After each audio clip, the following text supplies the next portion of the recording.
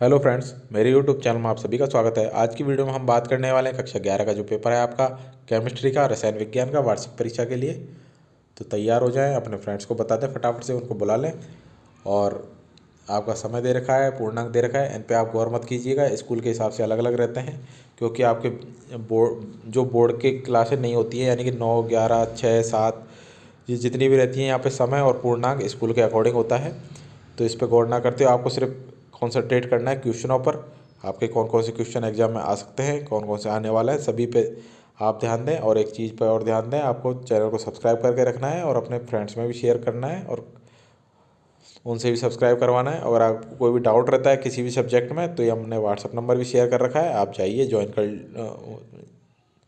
Sorry आप ये हमें मैसेज कर सकते हैं इस नंबर पर। तो आइए बिना देरी के स्टार्ट करते हैं पहले नंबर के क्वेश्चन से। पहला क्वेश्चन है 0.1 मोल कार्बन डाइऑक्साइड में कितने ग्राम कार्बन डाइऑक्साइड उपस्थित हैं।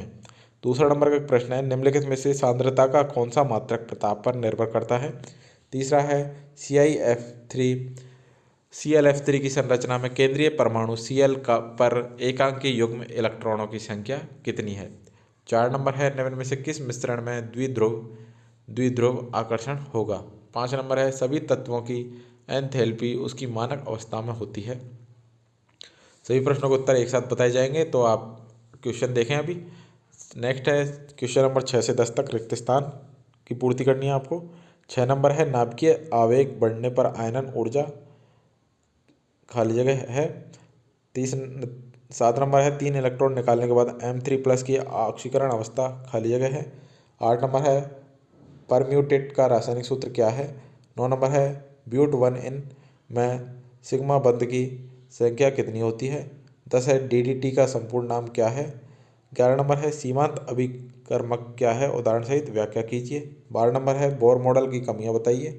13 नंबर है हेंस का स्थिर ऊष्मा संकलन नियम लिखिए। 14 नंबर है जल की स्थायी व अस्थायी कठोरता का वर्णन कीजिए। 15 नंबर है क्षार धातु के द्रव अमोनिया विलयन रंगीन क्यों होते हैं। 16 नंबर है निम्नलिखित की महत्ता बताइए। पहला है चूना पत्थर और दूसरा है प्लास्टर ऑफ पेरिस। नेक्स्ट है आपका निम्न की संतुलित समीकरण लिखिए। तो ये आपके दो दे रखे हैं समीकरण, इनका आपको संतुलित समीकरण बनाना है। 18 नंबर प्रश्न है हैलोजन को के आकलन की कैरियस विधि में 0.15 ग्राम कार्बनिक यौगिक 0.12 ग्राम AgBr देता है, यौगिक में ब्रोमीन का प्रतिशत ज्ञात कीजिए। नेक्स्ट है प्रकाश रासायनिक धूम कोहरे के निर्माण के दौरान होने वाली अभिक्रिया लिखिए। 20 नंबर है निम्न इलेक्ट्रॉनिक विन्यास के लिए NLMS क्वांटम संख्याओं के मान लिखिए। पहला है 3pz, सेकंड है 4f, थर्ड है 4d। 21 नंबर प्रश्न है विद्युत ऋणता को प्रभावित करने वाले कारकों की व्याख्या कीजिए। 22 नंबर प्रश्न है आपका क्रांतिक स्थिरांकों को परिभाषित कीजिए। 23 नंबर है गिब्स ऊर्जा क्या होती है, इससे किसी अभिक्रिया की स्वतः प्रवर्तिता की व्याख्या किस प्रकार की जाती है, समझाइए। 24 नंबर प्रश्न है विद्युत रासायनिक श्रेणी की संक्षिप्त व्याख्या कीजिए और इसके प्रमुख उपयोग भी बताइए। 25 नंबर है निम्नलिखित से आप क्या समझते हैं।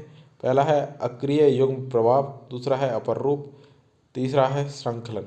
26 नंबर प्रश्न है अनुनाद प्रभाव क्या होता है तथा यह कितने प्रकार का होता है, उदाहरण सहित व्याख्या कीजिए।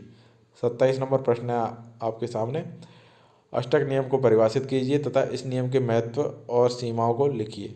सेकंड नंबर है O2 अणु का अणुकक्षक आरेख बनाइए व इसके आधार पर इसके बंध क्रम व चुंबकीय प्रकृति को समझाइए। अथवा पहला है फॉर्मल आवेश किसे कहते हैं, उदाहरण सहित समझाइए। सेकंड है हाइड्रोजन बंध किसे कहते हैं तथा यह कितने प्रकार का होता है, उदाहरण सहित समझाइए। 28 नंबर प्रश्न है आपको सिग्मा और पाई आबंध दर्शाना है। सेकंड में साम्य को प्रभावित करने वाले कारक लिखने हैं और थर्ड में KP व KC में संबंध स्थापित करना है। अथवा के अंदर क्वेश्चन है जिसमें आपको IUPAC नाम लिखने हैं दोनों के। और सेकंड है इसके अंदर सम आयनन प्रभाव किसे कहते हैं, उदाहरण सहित समझाइए। थर्ड है विलेयता तथा विलेयता गुणनफल क्या होते हैं तथा इनके मध्य संबंध की व्युत्पत्ति कीजिए। 29 नंबर प्रश्न है CU का इलेक्ट्रॉनिक विन्यास लिखिए। सेकंड है निम्न अभिक्रियाएं लिखिए। पहला है आजोनी अपघटन, दूसरा है फ्रीडेल क्राफ्ट अभिक्रिया, थर्ड है कॉल्वे विद्युत अपघटन। थर्ड है आपका एरोमेटिकता का विस्तृत विवेचन कीजिए, अथवा फर्स्ट है क्रोमियम का इलेक्ट्रॉनिक विन्यास लिखिए। सेकंड है निम्नलिखित को समझाइए। पहला है मार्कोनी काफ का नियम और दूसरा है खराश प्रभाव। थर्ड है आपका एरोमेटिक हाइड्रोकार्बन के कैंसर जन्य गुण तथा विषाक्तता पर टिप्पणी लिखिए। तो ये थे सारे इंपॉर्टेंट क्वेश्चन जो आपके एग्जाम में आ सकते हैं। तो इन सभी क्वेश्चनों को याद कर लेना है आपको, याद कर और अपने फ्रेंड्स में भी शेयर कर देना है। और जिन्होंने चैनल को सब्सक्राइब नहीं किया, चैनल को सब्सक्राइब कर लें, नोटिफिकेशन बेल को ऑन कर लें, जिससे आपको हर वीडियो की अपडेट टाइम से मिल सके। कोई भी डाउट रहता है आपको तो ये हमारा व्हाट्सअप नंबर है, आप मैसेज कर सकते हैं। और अगर आपको ग्रुप में जुड़ना है व्हाट्सअप ग्रुप में, तो डिस्क्रिप्शन में लिंक दे रखा है, जाइए ज्वाइन हो जाइए। मिलते हैं नेक्स्ट वीडियो में। Thank you.